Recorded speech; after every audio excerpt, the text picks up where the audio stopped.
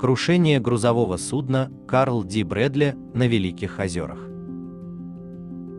Карл Ди Брэдли был американским саморазгружающимся грузовым судном Великих озер. Построенный в 1927 году американской судостроительной компанией в Лорейне, штат Огайо. Карл Ди Брэдли принадлежал мичиганскому известняковому подразделению Астил и управлялся транспортной компанией Брэдли. Он сохранял титул королевы озер в течение 22 лет как самое длинное и большое грузовое судно на Великих озерах. Флот саморазгружающихся судов Bradley Transportation Company использовался для перевозки известняка из карьера Мичигана в Роджерс-Сити, штат Мичиган.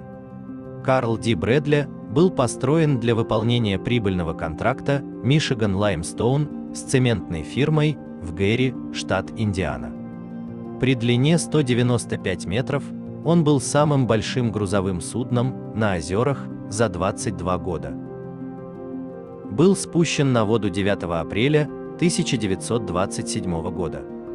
В последующие месяцы до своего первого рейса он был оснащен носовой и кормовой частью корпуса. Сотни жителей Роджерс-Сити приветствовали его, когда он вошел в гавань Кальцит 28 июля 1927 года. Брэдли заявил, что новый корабль был последним словом в строительстве грузовых судов. Как флагман компании Bradley Transportation Company, Карл Ди Брэдли часто перевозил корпоративных чиновников и гостей в своих каютах. Он привлекал большое внимание, чем другие корабли во флоте, с его серой и красной краской, всегда свежей, палубой, свежевымытой из шланга и большим экипажем.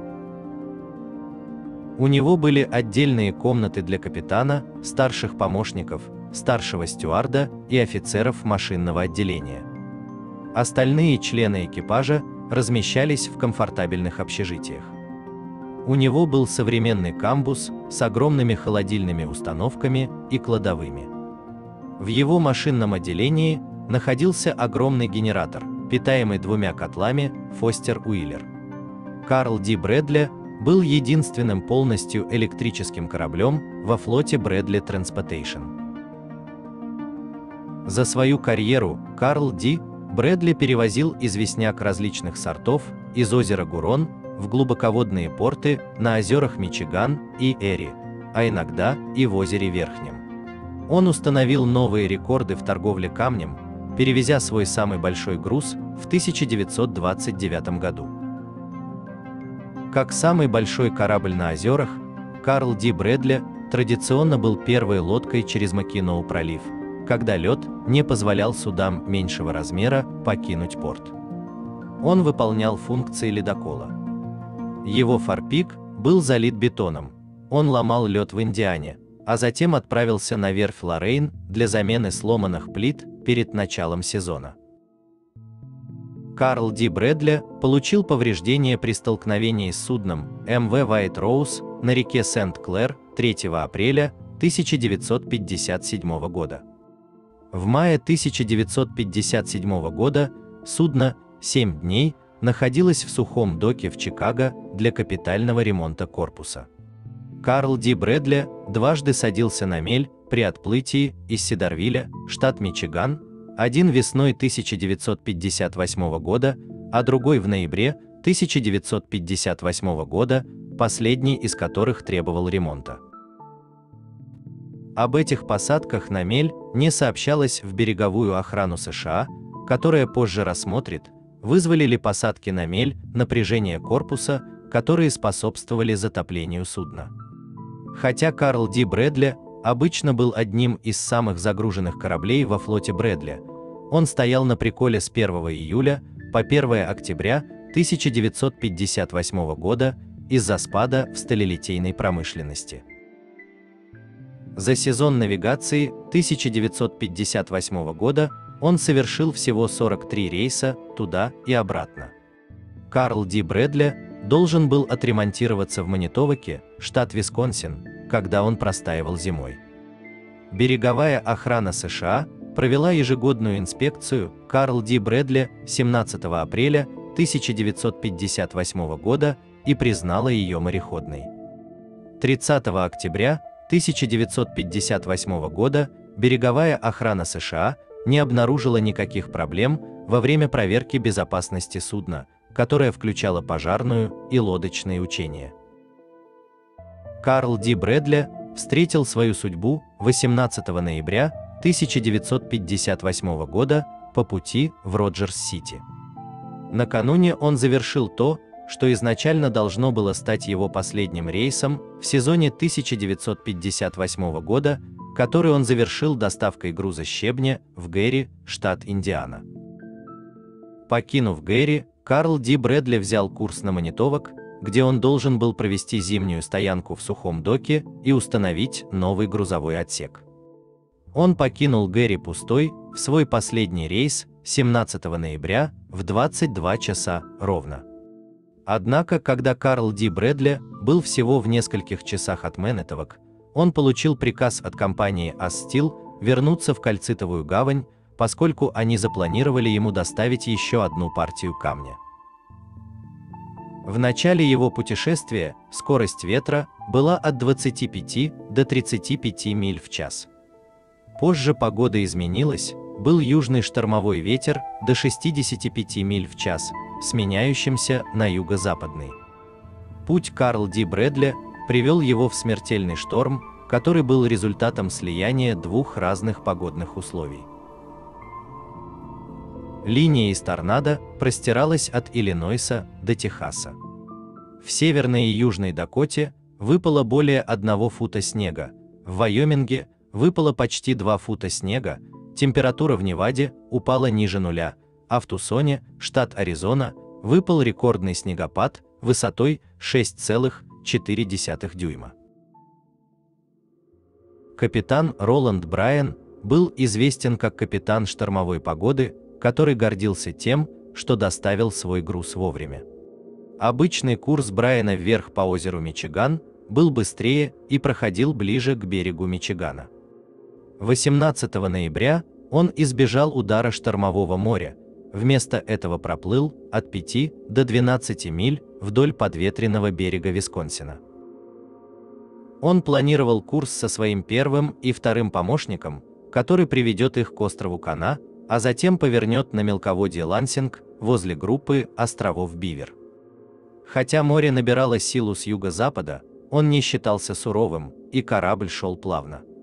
Однако есть свидетельство того, что независимо от его репутации, Брайан, вероятно, сомневался в том, насколько хорошо 31-летнее судно сможет управляться в бурном море.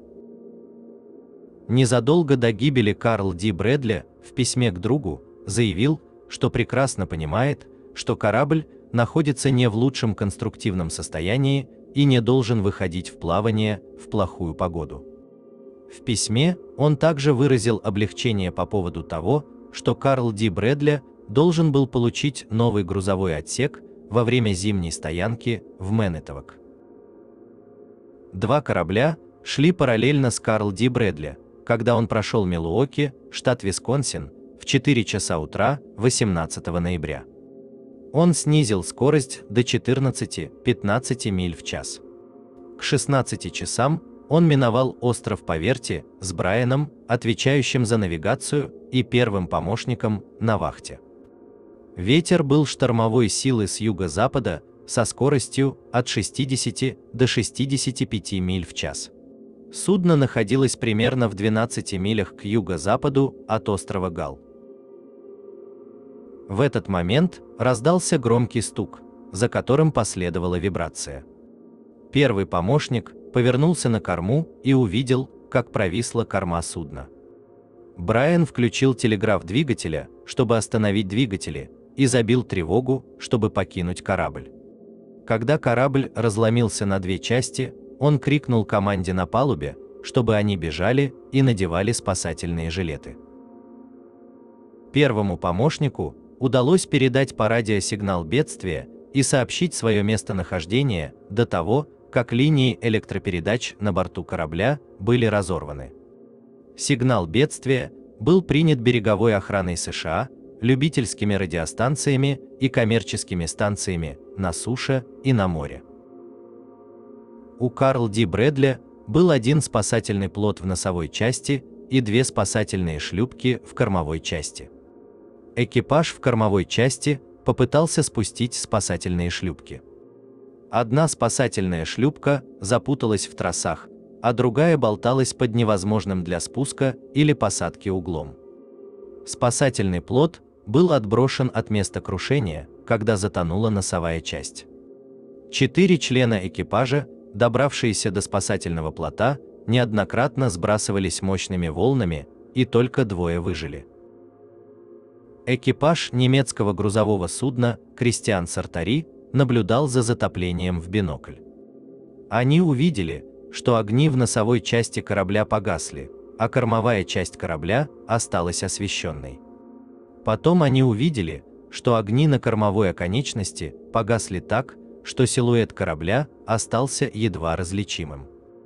Через некоторое время они услышали взрыв и увидели красно-желто-белый столб пламени и его остатки, взметнувшиеся в воздух. Они пришли к выводу, что Брэдли взорвался. Увидев взрыв, Кристиан Сартари немедленно изменил курс к местонахождению Карла де Брэдли. Однако ветер и волны были настолько сильными, что ему потребовалось 1,5 часа, чтобы преодолеть 4 мили, разделявшие суда. Спасательная станция острова Плам развернула 11-метровую лодку в течение нескольких минут после затопления Карл Ди Брэдли. Экипаж судна не мог управлять или продвигаться вперед во время шторма и был вынужден искать убежище на близлежащем острове Вашингтон. Судно Аскката Санду вышло из Шарлевуа, штат Мичиган, в открытое озеро в бушующем море непрекращающегося шторма. Он прибыл в район поисков в 22 часа 40 минут. 19 ноября, через 5 часов после того, как Карл Ди Брэдли затонул. Судно Аскката отправился в Холлихак из Стёрджен-Бей, штат Висконсин, прибыло на место в 1 час 30 минут ночи 19 ноября.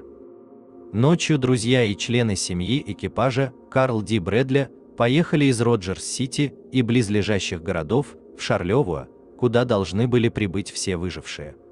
Они бодрствовали, выстроившись вдоль пляжа в Шарлевуа. На рассвете к поискам присоединились еще 8 коммерческих судов. В течение следующих дней воздушные и наземные подразделения АСК искали выживших. В 8 часов 37 минут утра 19 ноября судно Санду обнаружил носовой спасательный плот Карл Ди Брэдли через 15 часов после затопления и в 17 милях от места катастрофы. На плоту находились 2 выживших, старший помощник Элмер Флеминг, 43 года, и палубный вахтенный Фрэнк Мейс, 26 лет.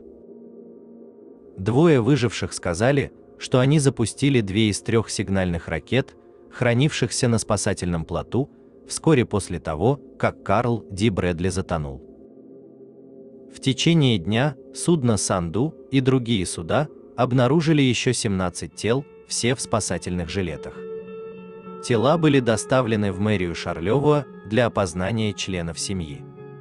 Другие спасательные жилеты были обнаружены зашнурованными, что указывает на то, что они могли соскользнуть во время ношения. Всего из 35 членов экипажа 33 погибли. Тела 15 необнаруженных мужчин пропали без вести по сей день.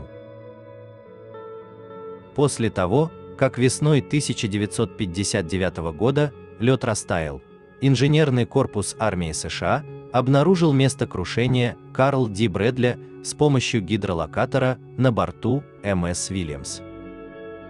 Обломки корабля были найдены в 5 милях к северо-западу от рифа Боулдер и к югу от острова Гал на глубине 110 метров. Позже, в 1959 году, владельцы Карл Ди Брэдли, компании Астил, наняли базирующуюся в Лос-Анджелесе компанию Global Marine Exploration Company для осмотра затонувшего корабля с помощью подводного телевидения с USS Submarex. Они пришли к выводу, что корабль лежал целым. Однако двое выживших продолжали утверждать, что видели, как Карл Ди Брэдли сломался надвое.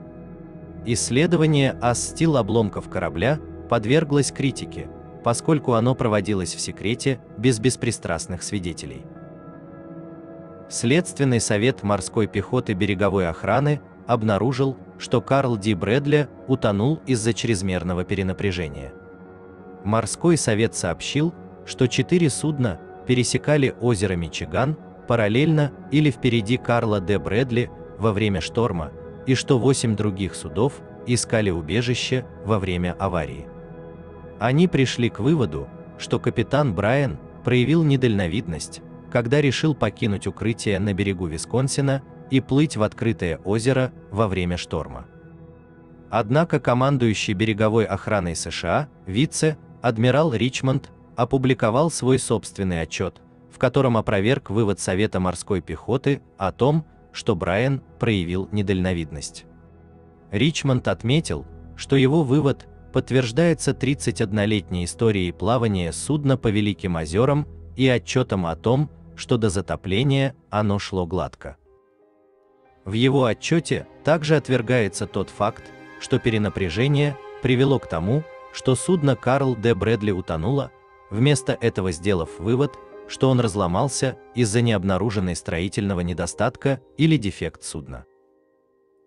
Оценочная стоимость Карла Д. Брэдли на момент его потери составляла $8 миллионов, что сделало кораблекрушение самым дорогостоящим в истории Великих озер. Первоначально компания ас-стил предложила $660 тысяч в качестве компенсации.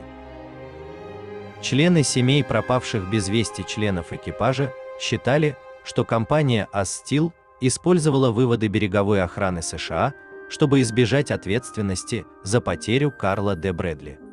Компания считала, что результаты их исследования крушения в 1959 году подтверждают их позицию о том, что ее потеря была стихийным бедствием. 10 семей подали иски о взыскании более $7 миллионов всего через несколько недель после публикации отчета береговой охраны США. Компания ас-стил достигла единовременного урегулирования в размере $1 250 000 через год и 16 дней после затопления. Был назначен комиссар, чтобы определить, как деньги на поселение будут разделены между семьями. Урегулирование не гарантировало бы пожизненную финансовую безопасность семьям жертв. Один опубликованный источник сказал, что урегулирование было одним из самых быстрых в морской истории для случая такого масштаба. Джим Клэри, писатель-маринист и художник, и Фред Шеннон, морской исследователь, возглавили 2 водолазные экспедиции к месту крушения с целью доказать, что рассказ выживших о том, что Карл Д. Брэдли раскололся на 2 части, был точным. Выживший Фрэнк Мёйс участвовал в обеих экспедициях. Первая экспедиция в 1995 году была проведена с подводным аппаратом. Не удалось окончательно доказать, развалился ли Карл Ди Брэдли на части из-за плохой видимости и погодных условий. Тем не менее, Мёйс, как единственный выживший в трагедии, поместил мемориальную доску на корабле крушения в память о своих товарищах по команде. Клэри, Шеннон и Мейс провели вторую экспедицию в 1997 году с дистанционно управляемым подводным аппаратом. Они получили подводный видеофильм, показывающий 2 части Карл Ди Брэдли, сидящего вертикально на расстоянии около 27 метров друг от друга на глубине до 116 метров.